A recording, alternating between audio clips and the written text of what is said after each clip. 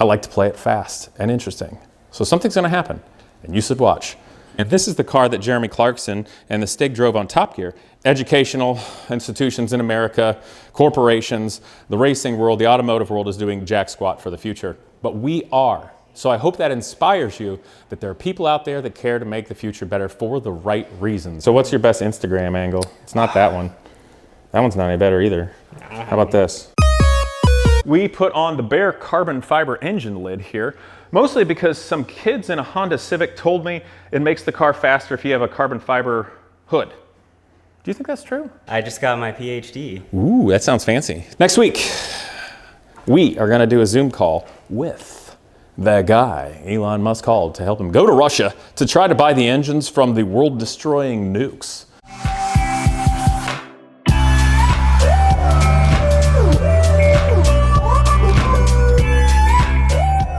We are here at Genius Garage with the students and the Lotus T125 Exosphere you can see back there, and the Riley Mark II Daytona prototype with a BMW Mighty V10 engine making 740 horsepower. We are going racing next week, and both of these cars will drive for the first time under Genius Garage's watch and ownership. So it's a really neat day. Another note, the video next week is going to be incredibly exciting because this is the 10th anniversary of Genius Garage with a student. Yes, the 10th season. So, you know, obviously it's really neat getting both these cars out because these are the most technological, fastest, and craziest cars Genius Garage has ever messed with. But I've decided to up the ante, and we are going to do a Zoom type video call with the person that Elon Musk called to take him to Russia to try to buy the rockets from the nuclear ICBMs back in the day to start SpaceX. So yeah, we're gonna call one of the founding members of SpaceX and do something extra cool with Genius Garage for this race. But it's first time out for both of these. We've done a lot of checks, both of them running, we've done the systems. They are wild and mean cars. Right now, this gentleman here, which we've nicknamed Nickname, and this gentleman here, which I just call Army, I don't know why. Anyway, they are going to be doing the wrapping right now. So everything here that's orange is going to be wrapped white, and the car will be in, obviously, a BMW kind of Bavarian white livery, which you can see shown here on the nose. Let's see what Gene is doing here. He has got a Windows-based laptop, and he is attempting to communicate with the ECU. Gene, are you having any success? Nope, I got nothing. Okay, I can't help you right now. I'm gonna keep talking to the camera. That's what it's all about, guys. It's learning. And the thing that's cool about it is, you know, there's only one other car like this with this engine. And I don't even know if it has the same ECU and stuff. And, you know, I think they made 6 of these Exospheres in total. One I don't believe had an engine and is at Team Lotus. The other one has an engine, is at Team Lotus. So I guess there's 4 of these floating around. And this one being the most famous of them, because this was the one on Top Gear, and now we're working on it. So you can see a few things. One, it's missing 2 of the push rods from the suspension. We're giving them serious consideration because one had failed in the past at the kind of turnbuckle adjuster as it is. At the top of the rod end, it had this, which is supposed to be straight. It is no longer straight, it has yielded. And now we're not going to use this, but this is one of the push rods from the rear, relatively conventional, but you can see that this is a left and right thread turnbuckle, this gold thing here with the masking tape on it, and it yielded right here. It's kind of like a pop can. You can stand on a pop can that's empty. It's very strong until you just gently dent it, and then you're screwed. So we've made new push rods in the rear that have more of an IndyCar type barrel adjuster. It's a lot stronger. In the front, we're checking on something a little less. Forces go into the front. So I think we're going to be safe and sound, but that's something to do. But in general, just going over the car, make sure everything's tight and right. We understand all the systems it is running. Check through all the gearbox systems, clutch systems, etc. Make sure everything's fastened down. Find a couple of loose jam nuts. We had to move the pedals forward. I'm going to jump in this thing and do fitment with safety gear, because fitment with your driver's suit on and wearing racing shoes instead of regular shoes and making sure your helmet all fits is hugely crucial. And I would say a massive amount of the reason Jeremy Clarkson had such a hard time driving this car when he did is the guy just simply didn't fit. I don't think he could even turn the wheel without hitting his legs. And anything that would make it harder to drive like that would be a complete disaster with a car that's this high performance. Also, we put on the bare carbon fiber engine lid here, mostly because some kids in a Honda Civic told me it makes the car faster if you have a carbon fiber hood. Do you think that's true? No, actually we did it because this one has bigger louvers and we're concerned about the temperatures, the radiant temperatures around the headers. And the other thing that we created for this car was, similar to what you guys obviously see in Formula One, we took these leaf blowers here, which are relatively powerful, and we made this out of foam and duct tape, to be honest, really nice duct tape, which I will show you, was made to perfectly fit the side pods. Like that. So if on the false grid, if there ends up being a delay of a few seconds, you can keep the car somewhat cool, and from trying to radiant heat light the bodywork on fire and blow air through it. And then also when the car comes off the track and is immediately shut down in the pits, those go in it to keep the air flowing so ugly things don't happen with heat. And that's why they do that in Formula One, obviously. This is a little more chill because the engine in this was derived from the IndyCar series. It's a little stronger than what's in Formula One, but still real high tech. 640 horsepower, obviously a very lightweight car. Now, at this event, there will be some 1990s Formula One cars there, I believe a Benetton and a Jordan, with V10 Judds that now have bigger displacement than the original ones. And they're making about 100, 150 more horsepower than us, which wouldn't normally be such a thing because we technically should have a little more downforce, but is a thing because this is Road America, like a slot car track, and has massive straights, and horsepower reigns supreme there. So we'll do the best we can. And as a note, Gene, what are you doing in there? Trying to figure out where to connect the dash in. The ECU? Oh, you're trying to find it? Okay, that's cool. Because I don't know what to do about the ECU right now. That's all right, we'll figure it out. It's the first time we're running these things. So, as a note, it comes down to what we're doing and why. Obviously, both these cars are Genius Garage, so they exist for a learning experience. But that doesn't mean we're just gonna bumble around and mess it up. We want to do well.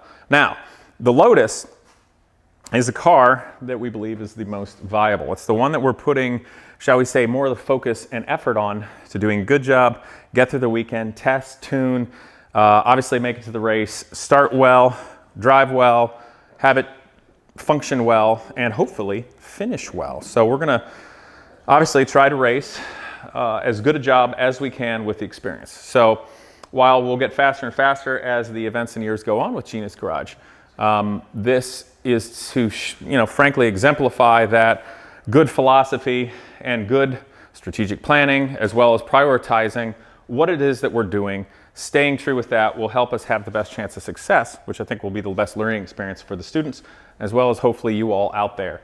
Now, the Daytona prototype over there is a great car, but we're a little less sure about running it than the Lotus. And I'm just going to tell you the fun video next week that's a huge surprise. You guys really have to come back for it. This is going to be exciting. Is about the Lotus. So the Daytona prototype we've also entered for the races there. Obviously it's a different race. It's a prototype race. We're going to be looking at it a little bit differently in racing this. It's going to be a little bit more of a test for us. It's an opportunity to bring it along. And yes, we want to race it. Yes, we want to do well. However, we're going to be testing it for the first time also. This car we signed up for the test day before the races and all, just an open test day to be chill. Times don't matter. We just need to know what we're doing and understand the car well, so then we can input our new knowledge and working together as a team into practice, qualifying, and racing. With this, it's going to be more kind of testing on the fly. So if everything's great and we got it kind of dialed in and it's feeling good in the car, we're racing and hopefully we'll do well. If this one ends up being a bit more cantankerous, or maybe there's something we need to baby a little bit more, no harm, no foul. We're still bringing it along. It'll be great for testing. So what I'm going to do is I'm going to put this on time lapse, and I got to fit myself in this cockpit to make sure I actually fit in this car. I want to check that one, help Gene with the laptop, and we're going to work on this wrap. Boom!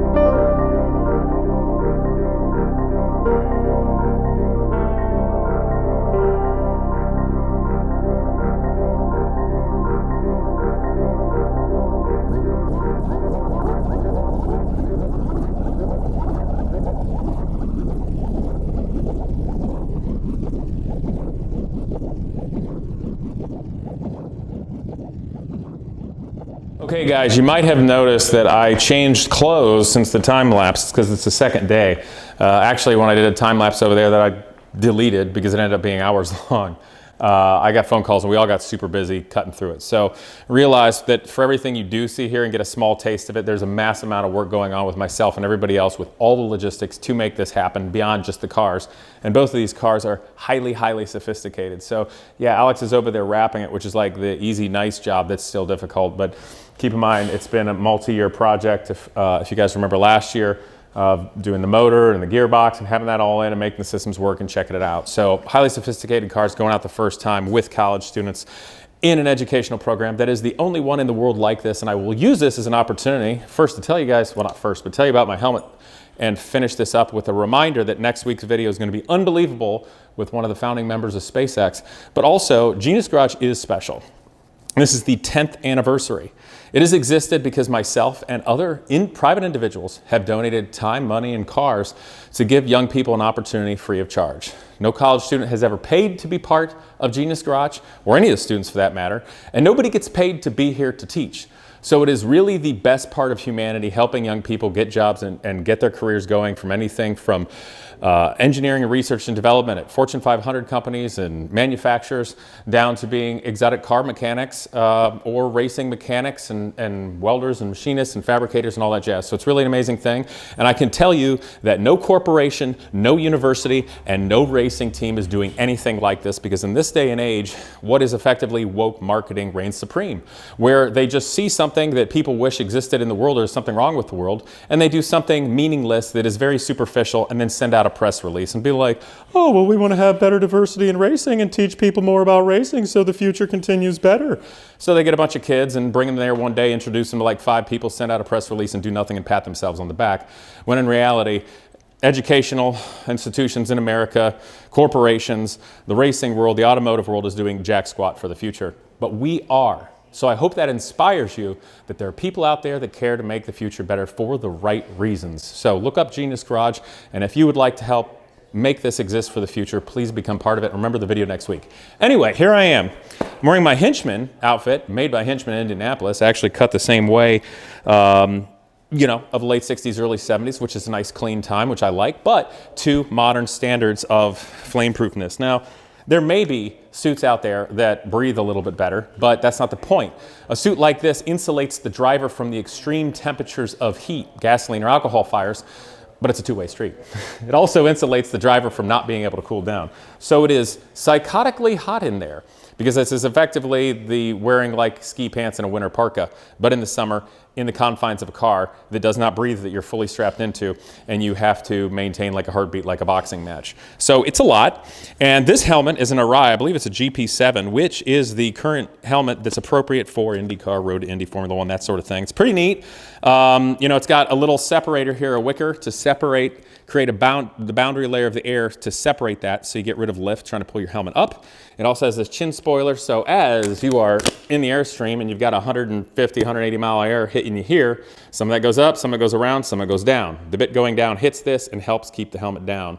There's a couple little scoops here that I can use for ventilation and a couple to let it out, and then some scoops here. So when you're moving at speed, the driver's head and brain will be able to, I'm not going to say cool because it doesn't cool, but not like instantaneously nuclear reactor overheat like you are just sitting in there. When Derek first helped me in, I could not turn my head down to look at the seatbelts or even help him, because it would require crunching down even more, which basically gets rid of my ability much to breathe.